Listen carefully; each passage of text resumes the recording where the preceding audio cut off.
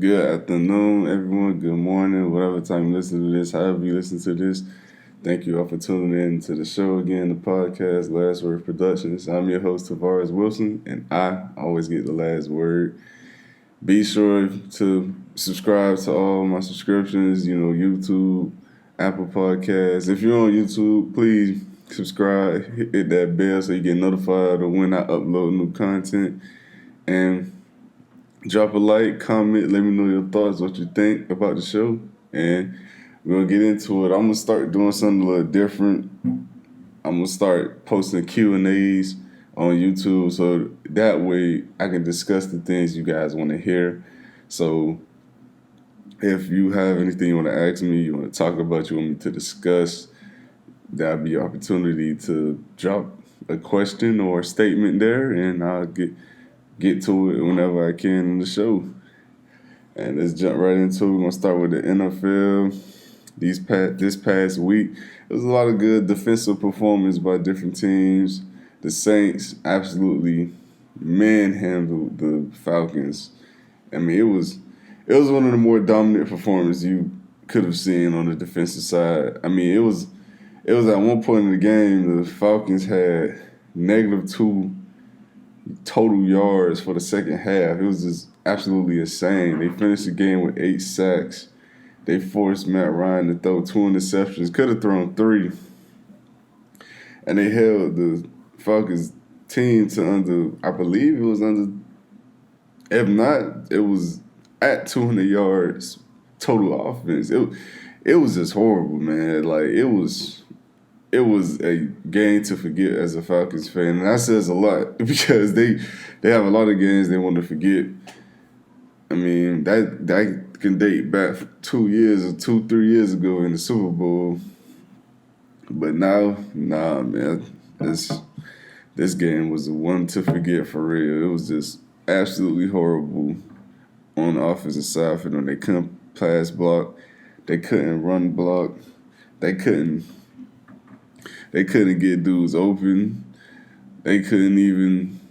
It seemed as if they could hardly even execute a single play. It seemed like everything they got was because of Matt Ryan taking the hit or getting knocked, and he just so happened to deliver a good enough ball. I mean, it was just horrible. And I'm not too big of a Matt Ryan fan. I've been said that I feel as if they need to move on. I say that for the past 2 3 years now. I'm not a Falcons fan, but living in Georgia, I watch a lot of Falcons games by default. And seeing him play, I'm like, man, they just got to realize what they have at this point. He's not it. He's not. But that game there was not on him. I mean, some of the sacks he took were coverage sacks, and he held the ball too long. You want a vet to throw the ball away sometimes. I'd say about 2 or 3 of them was like that. But, man, for the most part, the offensive line was absolutely dreadful. They kept getting beat by stunts, and it was basic stunts, too. And it wasn't like dudes doing anything complex. And all in all, they just kept getting beat one-on-one, like Cam Jordan. He came in today with only 2.5 sacks. Came out of the game with 5.5. He literally totaled 3 sacks in this one game.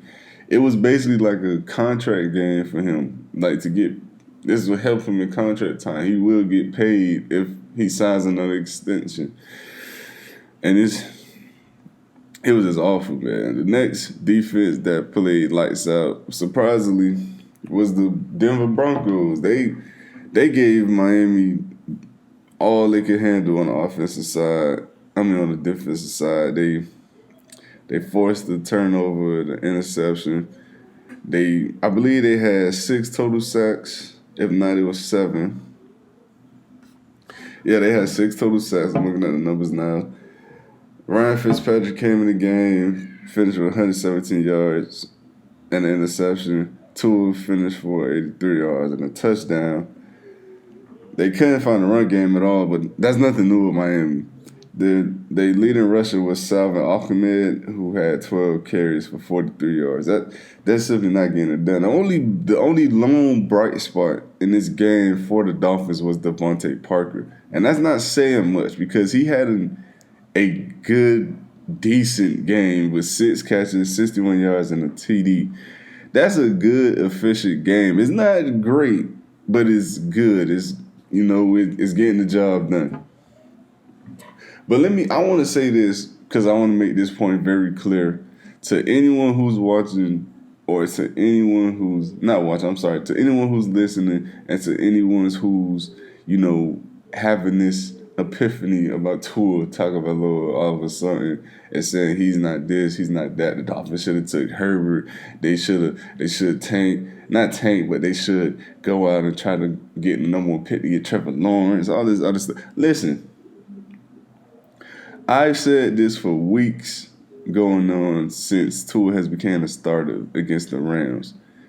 The offensive play calling for him is way too conservative. It is not going to get the job done in the NFL. It's not. I don't know what Chan Gailey thinks. I don't know how he thinks running 4 to 5 yard routes every play and one go route every other play is going to be effective in the league. It's not. I don't know what makes him believe that. I don't know why he's doing it. It's just horrible play calling. Give the dude a chance to succeed. Don't play him like he's playing in bubble wrap and you're a fear of him getting hurt. You put him out there while you had a team that was primed to make a push for the AFC East. Give him a chance to do that. It's as a Dolphins fan, it's agonizing to watch because I'm looking at the play calls for Tua, and it's literally the same thing, the same 5 or 6 plays. Bootleg, a rollout, a drag, a tight end drag, another drag, slant routes. I mean, what is the creativity? They said Chan Gailey was going to come in and be the OC that perfectly fit Tua. The only creative play I've seen him run, which he got from Bama, I've seen Tua run this play at Bama a lot, was the double screen and the tight end up the seam pass. That was it. Every other play call he has made thus far has been nothing but conservative. And Tua has made the most of it. But this game shows that the play calling has to be better. And I didn't even mention the fact that the offensive line played absolutely dreadful. It was horrible. I mean, they got killed with stunts all day, just like the Falcons O-line did. And Solomon Kindley, listen, I don't know. Someone need to talk to Solomon Kindley, man, because he has played terrible these last 2 weeks. He has not played good at all. It's been awful. And I've been watching him up and close. He's getting beat consistently. He's not blocking with his head up, meaning that when he gets off the ball, he's going head first into a guy, and he's completely whiffing guys because all they're doing is swim moving them, and they're going around them. I mean, it can't be that easy. It just can't. At the end of the day, man, I'm gonna get on with the video, but I'm sorry I had to do this rant, guys. At the end of the day, they have to give Tua the chance and opportunity to win and showcase his skills, man. You bitching him because of poor play calling and poor blocking and then say it was a poor performance by him. That shows me and tells me that you don't truly have faith in this guy. Because you're not even going through the rookie pains and the bad rookie games. And to me, it wasn't even a bad game on his part. He came in. He did and completed passes that he had. Did he miss some throws? Yes. But all the throws I seen him miss, it's outside of one that was a goal of Jakeem Grant. Outside of that one throw, every other pass he missed, it was tight coverage. I mean, if he throws the ball a little underneath or a little bit not to the, outside enough or inside too much on the inside, it's an interception. We need playmakers. Need better pass blocking, that's for sure. And the play calling has to be better. I don't know what Chan Gailey is drawing up for him, but it's not working. The pistol, the RPOs they're running is not working. And it's because the run game is not respected. That's one thing. When your run game isn't respected, RPOs and pistol formation, fakes, rollouts, all that stuff go out the window. So what they need to do is they need to run the offense with Tua that they run with Fitz, where they spread the field, give him a plethora of options, multiple options, and let them dissect the defense. I don't understand how you let Fitzpatrick, a dude who would throw you out of games, do that. But you won't allow Tua to just drop back and make passes. Because the one time we seen him do it against the Cardinals, he got the team down the field in the fourth, touchdown, and then another drive, field goal, win the game. I mean, it's not rocket science, man. Get a man a chance to win the game. But that's another time, another discussion for another day. The next defense I wanted to talk about that I had a feeling was going to play this well, but I didn't think they was going to play this well to the point that they played, to the point it will win a game. And that's the Colts defense. I mean, Rodgers had a good game. He did all he could. But it's what I've been saying for years. The Green Bay defense is terrible. It hasn't been good in over almost a decade. They have talent, yes, but it ain't good. It ain't good enough. The talent is not overcoming poor coaching and the lack of other talent around the defense. Is just horrible. And they can't keep depending on Devontae Adams and Aaron Rodgers to continuously win them games. Even though these two played good games, Rodgers had an interception, but he finished with 3 touchdowns. He lost the fumble as well, but he had a 110 QBR, a rating QBR. And then Devontae Adams had 7 catches, 106 yards, and a touchdown. And I mean, yes, he also fumbled, but at the end of the day, he put his team in a position to force overtime with a beautiful deep ball.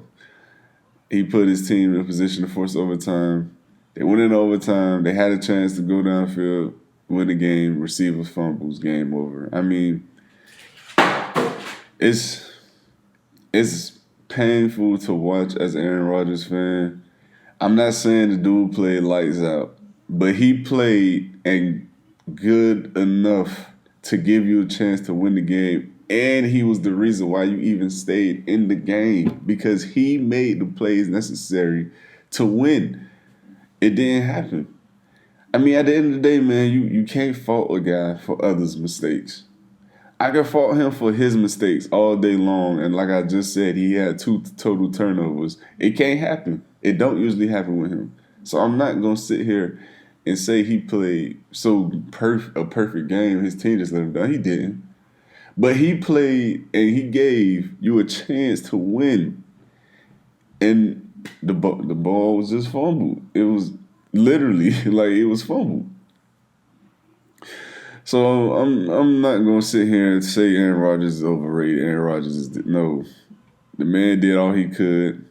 The Colts offense, we already knew going into this game would absolutely decimate the Packers defense because they're a lot more physical up front, and plus their run game is physical as well. Their receivers seem to be open every play because the play action was working so well.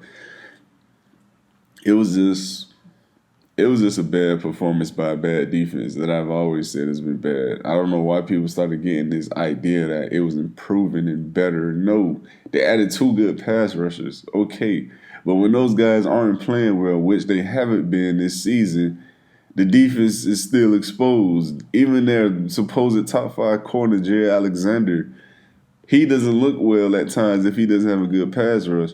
I mean, I've seen plenty of good top 5 corners who can cover guys consistently, even if the pass rush isn't hitting home every play.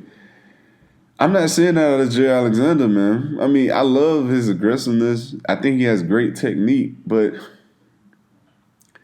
his aggressiveness is sometimes his biggest downfall. He gets beats a lot on double moves. He'll get beat up some go routes because he's trying to jam at the line or he's trying to knock a guy off his route. If they run past him, he has good enough speed, but it's hard to get back into a play when you're beat 2 yards already, especially in this league. I mean, it just has to be better for the Green Bay Packers. That's simply put.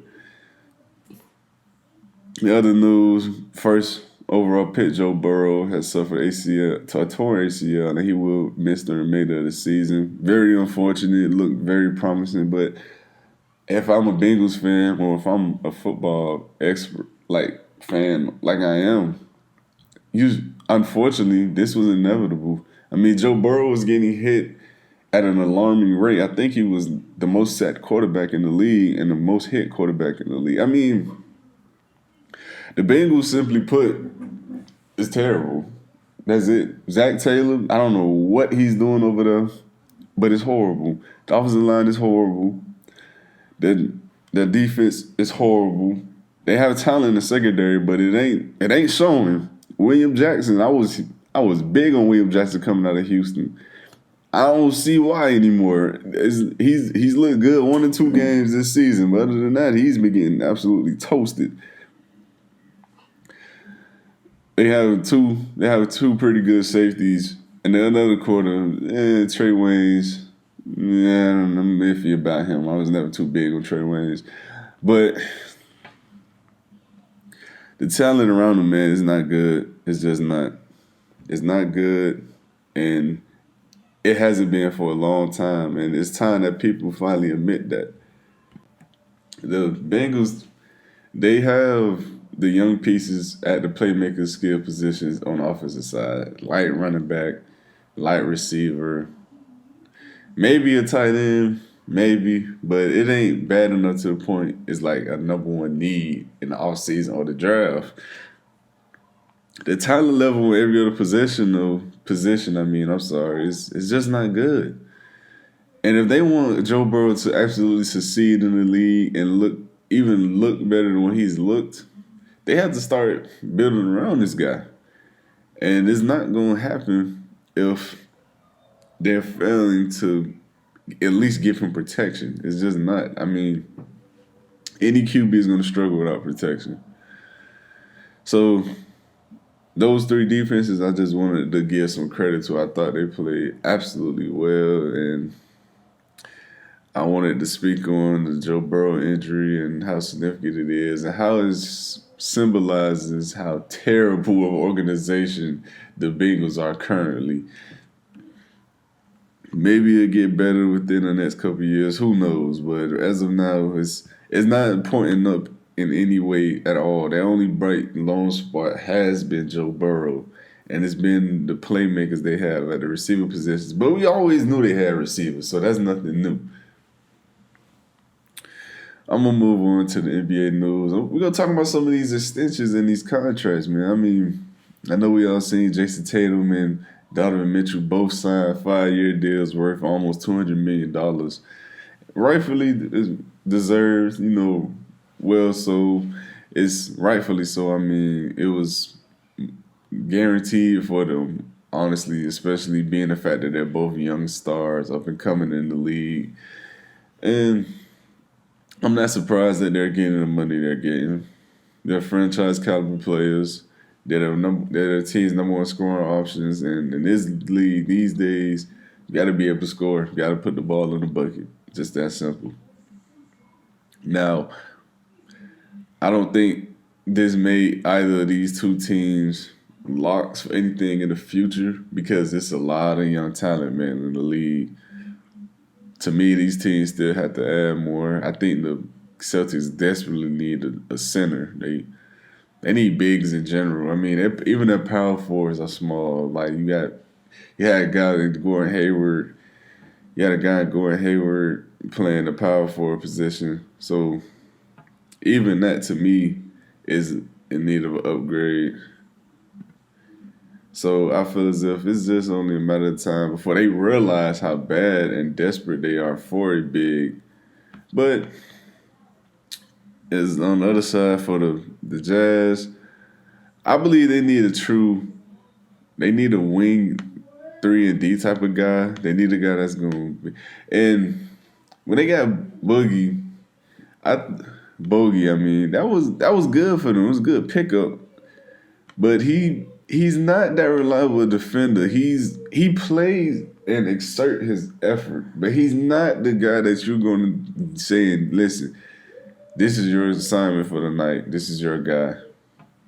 That's not him. He's a good shooter, good scorer, but he's not a good, capable wing defender. Joe Ingles once was, but he's lost a step or two, and he's not that anymore. His shot isn't even that reliable anymore.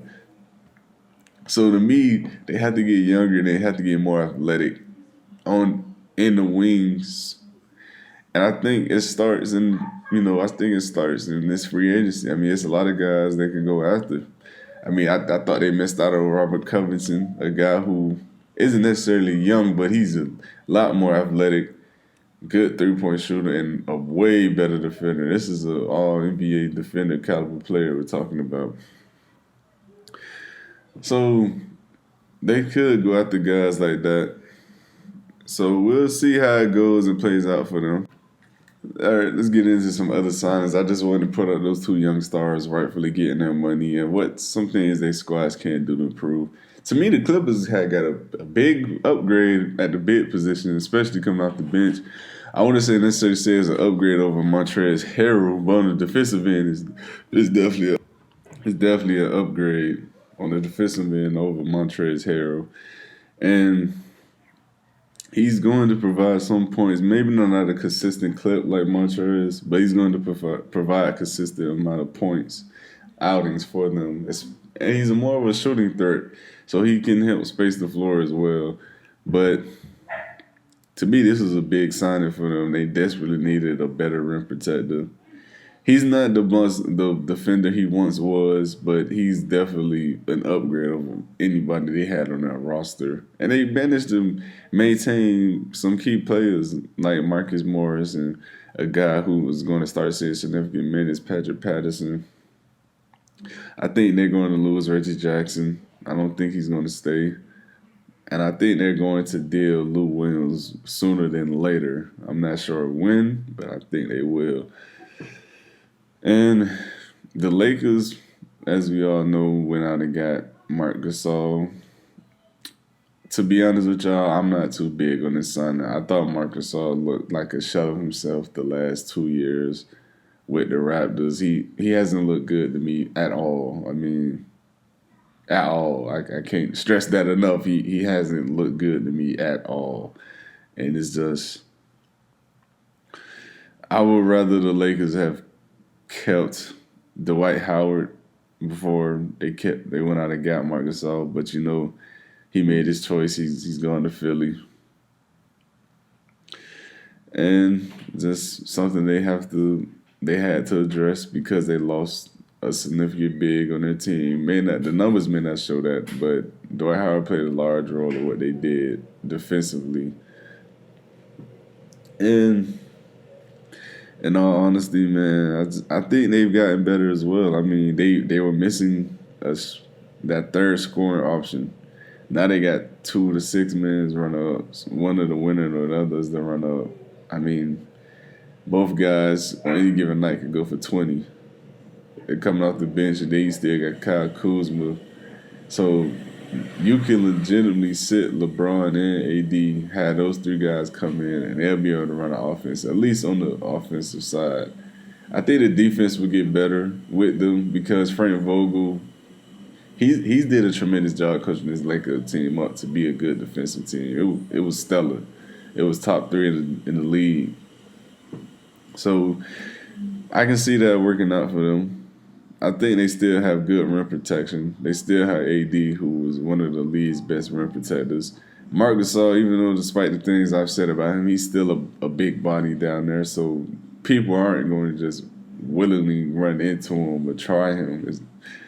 And I feel as if they could add one more center, but we'll see if they do.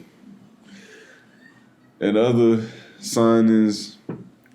One signing I did want to point out that I didn't speak on was the Gordon Hayward signing.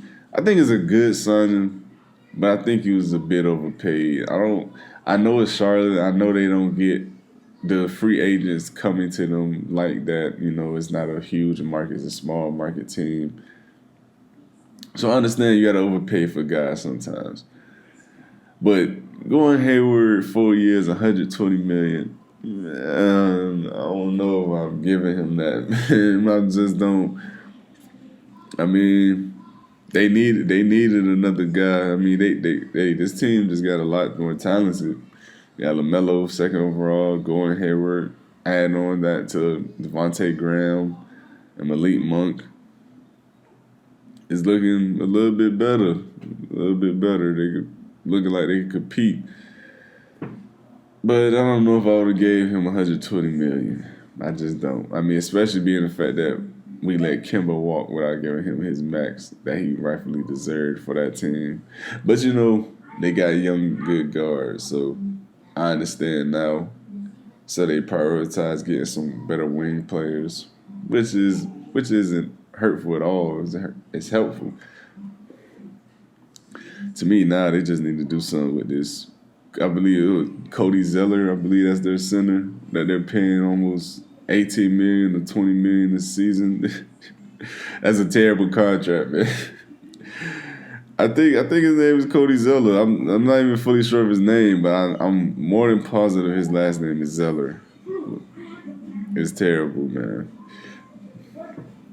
And I just want to speak on this James Harden thing one more time because there's been multiple scenarios and trade proposals that people have been posting and saying this could work. The only team that I can see James Harden going to and it absolutely being compatible and actually could work is the 76ers. That's it. It's not going to work with the Nets, especially with D'Antoni there. They're going to give him the ball 95% of the game, take the ball out of the playmaker's hands, and they have 3 ball-dominant players. First of all, Kyrie Irving, I don't know if y'all haven't heard or seen, but he's a guy who is very vocal or let it be known if he's not happy with what's going on. And James Harden dribbling the ball out till the clock runs out and giving you a 2-3 second window to create anything, it's not going to bode well with Kyrie. And eventually, it won't bode well with KD. Those are 2 star players, one a superstar you already got this past offseason that just passed recently. Not this one, but the one before. So you have to do what you can to keep those 2 guys happy.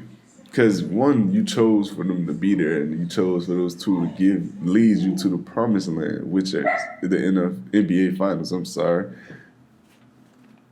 Bringing in James Harden to that mix and killing your young depth is not the way to do it. Spencer Dinwiddie and Karis LeVert are 2 good players, especially with one of them going to have to be coming off the bench. Jared Allen, I believe, is a very good young big. He's gotten better each and every season. I didn't even like the fact that they signed DeAndre Jordan to take a lot of his minutes away from him. But that was their choice. But he still is growing. He's getting better. This team does not need James Harden. It's not that he's a bad player. It's not that he's a selfish player. But his play style and how effective he is with the ball, it would drastically impact the team's outings, as in like their scoring outputs, assists, possessions, field goal percentage. It'll just take a huge hit, man. And to me, they don't need that. Now, the team that makes the most sense out of all the teams I've seen, it was the Nets, the Pelicans. I believe it was the Bucks? I'm not sure. But other than that, to me, the most sense is the 76ers, man. I mean, they need a shooter, they need a scorer, and they need to just be able to space the floor in the NBA that they currently can't do that in. You bring in James Harden, not only do you get another floor spacer to go along with Danny Green or to go along with Ben Simmons and Joel Embiid, who he will only help them because you create lanes. So they can greatly benefit from his presence on the floor. He's another playmaker. He's another ball handler, which they need, and they showed that desperately when Ben Simmons went down in the playoffs. I mean, it seemed as if they had no person to set and control the pace or set the offense up. It just played through and force fed Joel against the Celtics, which obviously did not work. I mean, his numbers looked good; they looked completely fine, but it just wasn't. It wasn't efficient enough or effective enough to even get a win. So James Harden can come in and add a lot to that team. To me, that's the only team that he makes sense on. It's the only one. Any other team, to me, it doesn't work. Maybe the Pelicans, but he's going to come in. He's going to have to deal with a lot of growing pains with young talent, and I don't think he wants to deal with that. I don't think he's at that point in his career. I think he just wants to win. I mean, when a guy turns down an extra $50 million a season, you know his number one priority is to win. He's not worried about money at all. He's not going to do that with the Pelicans. So I don't think he will want to go to the Pelicans because they're still a young, growing team. To me, his best win now and most effective play, in terms of where he could be the most effective, is with the Sixers. I think that's his best bet. All right, that's it for the show today, you guys. Thank you all for tuning in once again. Be sure to like, subscribe to the YouTube channel. Be sure to tune in to Apple Podcasts, Google Podcasts, Radio In, Tune In. I'm on multiple platforms. However you listen to me, I appreciate you for listening, and I'll see y'all in the next episode.